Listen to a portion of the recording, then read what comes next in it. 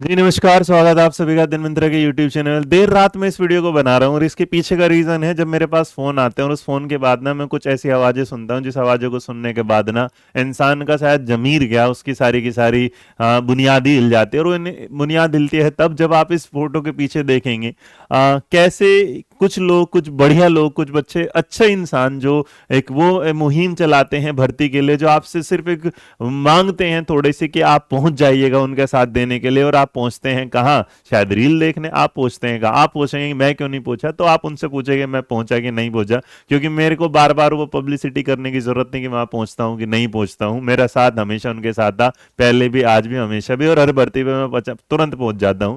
तो मैं, लेकिन आप लोगों से क्या है, आप लोगों को फर्क शायद नहीं पड़ा होगा, लेकिन आज जो फर्क पड़ा है उसे आपको जानना जरूरी है। और उसके बाद में कुछ बात बोलने वाला, हो सकता है आपको थोड़ी कड़वी लगे, वीडियो अंत तक देख लीजिएगा, आप ही के लिए। और उसके पीछे का रीजन भी मैं आज, जो मुझे लगता है, जो मैंने महसूस किया है कि उसके पीछे का रीजन क्या है। यूपी प्राइमरी भर्ती का जो भविष्य है वो बिल्कुल अंधकार में चला गया, आप याद रखिएगा। अब आप इंतजार क्या, आप सोचते हैं कि चलो बिहार में वैकेंसी, वहां चल लेते हैं, उत्तर प्रदेश की पुलिस की यूपी कांस्टेबल आई है, एसआई वाली आई है, आरओ वाली है। आप जहां बस आप अपनी जो असली डिग्री है उसे छोड़ गए, आप अब क्या है, इधर उधर जाने लगे। गलती है भी नहीं आपकी, क्योंकि आपको लगता है नौकरी मिल ही जाए। इसका मतलब जो आपका प्राइमरी पर्पज है, जो प्राइमरी भर्ती है वो नहीं है, प्राइमरी पर्पज आपका सोच होगा कि नौकरी मिल जाए। और इसी पर सरकारी एक आदेश है जिसको मेरे को आपको बताना है। आज मंगलवार में जब सत्र हुआ उत्तर प्रदेश विधानसभा में, तो सवाल आया इस बात का कि जो माननीय सांसद है अनिल प्रधान जी, उन्होंने सवाल पूछा कि भाई यूपी में भर्ती आएगी कि नहीं आएगी, बीएड की, बीएलएड की, टीईटी उत्तीर्ण वाले या यूपी,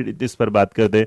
तो जवाब आता है उनकी तरफ से कि नहीं, ऐसा कुछ नहीं आएगा। और कहते हैं कि जो नामांकित छात्र संख्या है वो आपके सामने इकाई, दाई, सैकड़ा, हजार, 10,000, लाख, 10 लाख, करोड़। इसका मतलब 1 करोड़ आपके सामने है, 5 लाख, उसके बाद 6,379 जो है ये है, और उस पर जो है हमारे क्या है, 3,32,000 कुछ शिक्षक हैं। छात्र शिक्षक अनुपात जो है वो 31:1, जो आरटी के हिसाब से बिल्कुल बढ़िया है। और अगर आप शिक्षा मित्रों को भी जोड़ देते हैं तो आर जो अनुपात आ जाता है वो 21:1 आ जाता है, वो उससे भी ज्यादा बढ़िया है। मतलब तो इसका तो कहना चाहते हैं कि माननीय सर्वोच्च न्यायालय में योजित जो विशेष अपील है देवेश शर्मा बनाम यूनियन ऑफ इंडिया और अन्य के दिनांक 11 अगस्त 2023 को पारित अध्यादेश का बीएड अभ्यर्थियों को कक्षा 1 से 5 तक का पढ़ाने हेतु क्या है, शामिल नहीं। इसका मतलब सीधी सीधी से कहना चाहते हैं, ना आएगी प्राइमरी की भर्ती, ना होगा बीएड बहाल प्राइमरी के लिए। तो इसका मतलब उन्होंने साफ साफ बोल दिया कि हमारे पास टीचर पूरे हैं, हमें टीचर की कोई आवश्यकता नहीं।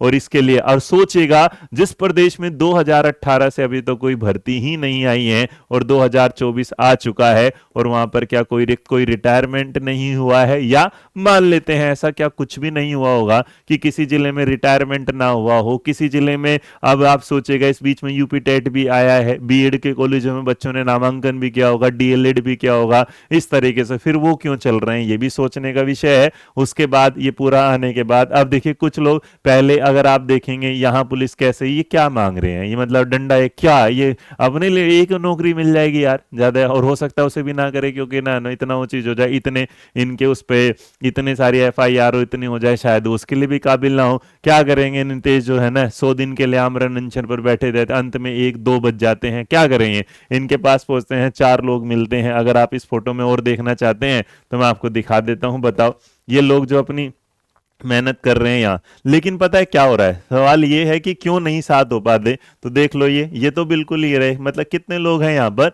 और यहाँ अब होता क्या है कि मतलब उत्तर प्रदेश में ही जाते टाइम कोई नहीं पहुंच पा रहा वहां, उसके लिए चलो नहीं पहुंच पा रहे, कोई मान लेते हैं। आप क्या है, आप कोई ट्विटर कैंपेन भी नहीं चलाते। और ये अगर ऐसा है कि उत्तर प्रदेश का निवासी इतना बच्चा वो है, कमजोर है, तो इस बात को मैं बता दूं, जिस दिन यूपी पुलिस की एज के बारे में हुआ था ना, तो अध्यादेश 2 दिन के अंदर अंदर एज पर आ गया था। सोचो, इतने 3.1 कुछ ना मिलियन, पता नहीं कुछ ट्वीट हुए थे, ट्रेंडिंग में आ गया था। लेकिन अभी अगर वी वांट यूपी टेट भर्ती, we want UP super TET भर्ती, कितने आएंगे, 2-3। और फिर क्या सवाल आएगा कि हमें तो मतलब ट्वीट, मतलब समझिएगा, जो देश का अध्यापक है उसे ट्वीट करना नहीं आता, लेकिन देश के लिए, जो उस स्टेट के लिए अगर कोई कांस्टेबल की भर्ती के लिए जाना चाहता है उसे ट्वीट करना आता है। सोचिएगा कितना होगा। उसके बाद वहां पर जो कोचिंग के साथ है या कुछ वहां लोग हैं, उनसे सपोर्ट मांगा जाता है, वो क्यों नहीं आते, ये भी एक बड़ा सवाल है। और अंत में जब अगर एनालिसिस किया जाए तो पता क्या चलता है, किसे पूछे आप क्यों नहीं गए, तो बच्चा बोलेगा मेरा आरओ का एग्जाम है। क्या बोलेगा, मेरा पुलिस कांस्टेबल का एग्जाम है, क्या बोलेगा मेरा एसआई का एग्जाम है।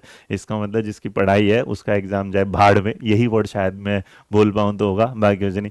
कुछ ना करेगा तो मुझे लगता है कि मेरा जो सपोर्ट है वो हमेशा ही साथ था। और मैंने पहले भी कहा था कि एटलीस्ट जो युवक आते हैं वो अपनी पढ़ाई अगर करते हैं किसी नौकरी को पाने के लिए, और 5 साल में उन्हें कोई 6 सालों में उन्हें कोई मौका ही नहीं मिलता, तो मतलब ऐसा क्या होता, फिर तो ये वाली बात होगी कि इतने बड़ा जो देश का नंबर 1 स्टेट है, सबसे बड़ी जिसकी जनसंख्या पॉपुलेशन है, वहाँ वैकेंसी नहीं आ रही। और अगर एक तरफ देखते हैं जहाँ बिहार में देखते हैं वहाँ लाखों पर वैकेंसी आ रही, इसका मतलब ये तो वही बात है कि यूपी में शुरू से लेके आज तक टीचर ही टीचर थे, बिहार में टीचर ही नहीं थे। अब बच्चा क्या करे, यूपी में से बिहार पहुँचता है। हो सकता है कुछ लोगों को मेरी वीडियो पसंद ना आए, लेकिन कुछ लोग अगर हल्का सा दिल तक पहुँचे तो याद रखिएगा, अगर आप आज सपोर्ट नहीं करेंगे ना तो कल कोई साथ नहीं होगा। अगर आज़ादी के टाइम अपनी बात को रखने के लिए कोई सपोर्ट मांगता था और उसका कोई सपोर्ट ही ना देता तो आज हम आज़ाद भी ना होते। वो कुछ गलत नहीं मांग रहे हैं, किसी को गलत तरीके से नहीं, वो शांतिपूर्वक कर रहे हैं, शांतिपूर्वक एक डिसीजन। लेकिन अगर शांतिपूर्वक जवाब यही आता है कि आपका जो पूरा का पूरा डेटा है वो पूरा हो चुका है, उचित रूप से शिक्षक हैं,